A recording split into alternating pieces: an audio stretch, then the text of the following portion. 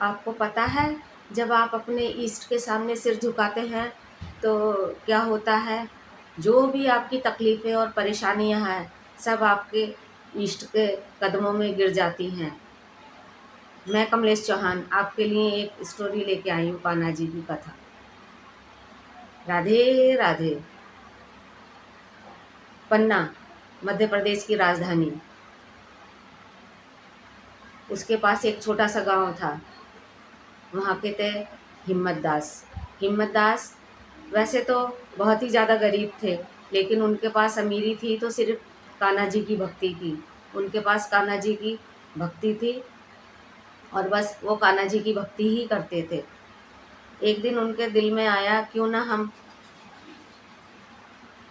पन्ना जाएं और रोज़ाना पन्ना जाके कान्हा जी की भक्ति करें। वो अपने घर से खड़ताल बजाते हुए जाते पन्ना और भजन कीर्तन करते हुए चले जाते। उसके बाद जब वो घर आते, जब भी अपना अंजल ग्रहण करते थे। सवेरे वो कुछ नहीं खाते पीते थे, बस सबसे पहले अपनी खड़ताल उठाई और चल दिए माधव जी की भक्ति के लिए। ऐसे चले जा रहा था, बहुत अच्छा समय बीत रहा था।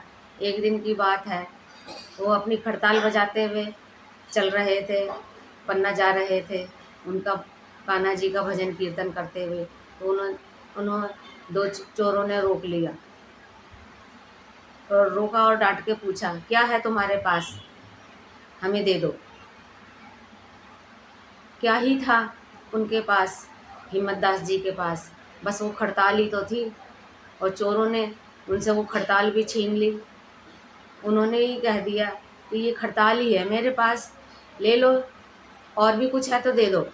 चोरों ने पूछा, कहा, कर ये खड़ताल थी, वो आपने ले ली है, और बस हरि का नाम है, वो छीन सकते हो तो छीन लो। हरि का नाम छीनने की किसमें ताकत है जो छीन ले?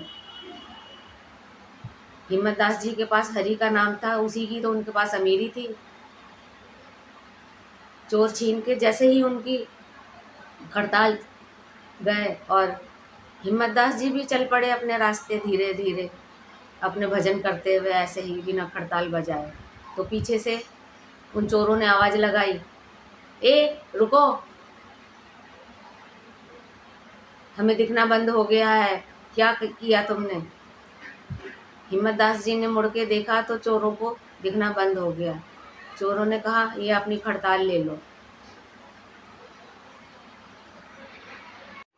जब चोरों को दिखना बंद हो गया तो चोरों ने उनको रोका, आवाज़ लगाई और कहा, आप तो कोई सिद्ध पुरुष नज़र आते हैं, और अपनी ये खड़ताल वापस ले लो और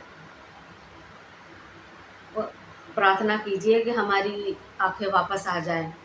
हिम्मत दास जी तो वैसे ही बहुत ही नेक दिल थे, कान्हा जी के भगत थे। उन्होंने कान्हा जी से प्रार्थना की, चोरों से ना मुख मोड़िए, चोरन को भी सुख दीजिए।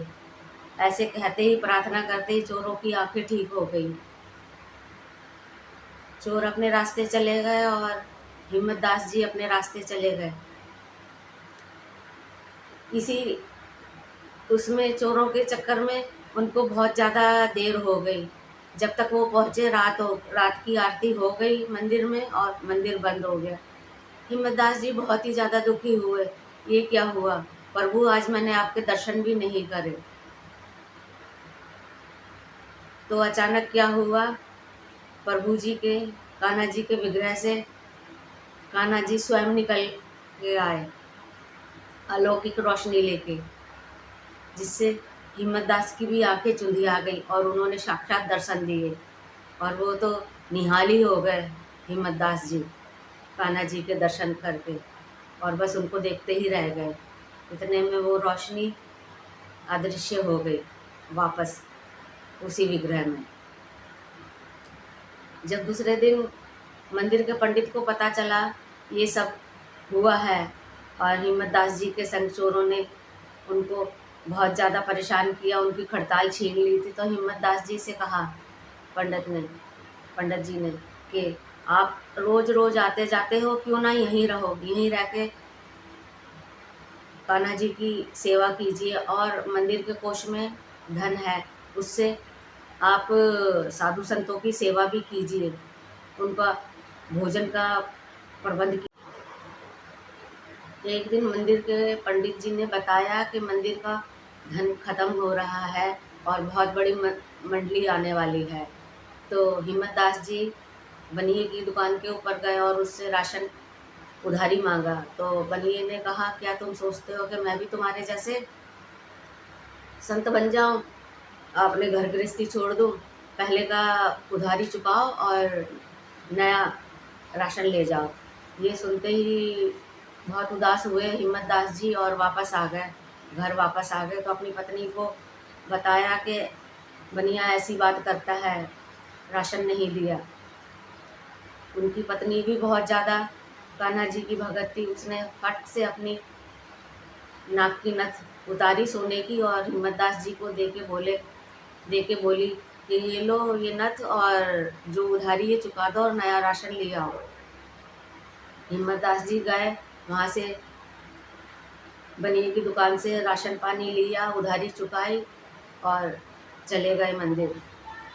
पीछे से हिम्मत दास जी की पत्नी घर में गैया की सेवा कर रही थी, तो कान्हा जी आए हिम्मत दास जी के रूप में और उसकी नथ उसको देते हुए बोले, ये लो, आ गया है मंदिर में धन और ये मैं नथ ले आया हूँ।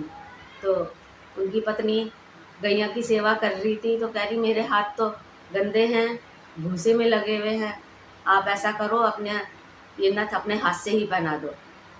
और कान्हा जी ने जो हिम्मत दास जी के रूप में आए थे, तो उनको उनकी पत्नी को अपने हाथों से नथ पहना दी। अहो भाग उनके हिम्मत दास जी की पत्नी के, जो कान्हा जी के हाथ से नथ पहन रही थी। थोड़ी देर बाद कान्हा जी चले गए हिम्मत दास जी के रूप में, और फिर बाद में हिम्मत दास जी आए और अपनी पत्नी का मुख देख के बोले, ये नथ कहाँ से आई? ये तो नथ मैं बनिए की दुकान पे उधार रख के आया था। हिम्मत दास जी की पत्नी बोली, ये अभी तो आपने पहनाई थी मेरे को और बोल रहे थे कि वो बनिए का उधार पूरा हो गया, चुका दिया, पैसे आ गए। हिम्मत दास जी ने अपनी पत्नी को कुछ नहीं बोला और वो सीधे बनिए की दुकान के ऊपर गए और पूछा, ये लाओ नथ दे दो, मैं पैसे लेके आया हूँ। हिम्मत दास जी को बनिए ने कहा, अभी तो आप लेके गए थे, पूरा उधारी चुका दिया है आपने और ये नथ दे दी मैंने, अब कौन सी नथ लेने आए हो करके। हिम्मत दास जी चुप हो गए और वापस आ गए और मन ही मन खुश होते हुए कहने लगे, वाह मेरे कान्हा, अपने हाथों से आप ही आए और नथ पहना के चले गए। और जब अपनी पत्नी को बताया तो पत्नी तो बहुत ही खुश हो गई कि कान्हा जी खुद आए थे हिम्मत दास जी के रूप में। फिर ऐसे ही भजन मंडली चल रही थी, पूजा पाठ चल रही थी। कान्हा जी ने एक बारी दोबारा हिम्मत दास जी को दर्शन दिए। कहते हैं कि हिम्मत दास जी को बोले, अब वृंदावन में भेंट होएगी, वृंदावन चलो। और हिम्मत दास जी वृंदावन चले। और अगर आपको हमारी ये कथा पसंद आई हो तो प्लीज़ इसको लाइक शेयर सब्सक्राइब कीजिए। ये जो भी है हम अपनी कर्मा मानव सेवा के लिए कर रहे हैं।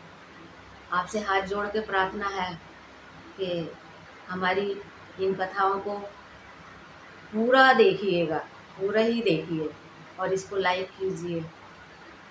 धन्यवाद। जय श्री कृष्णा। राधे राधे।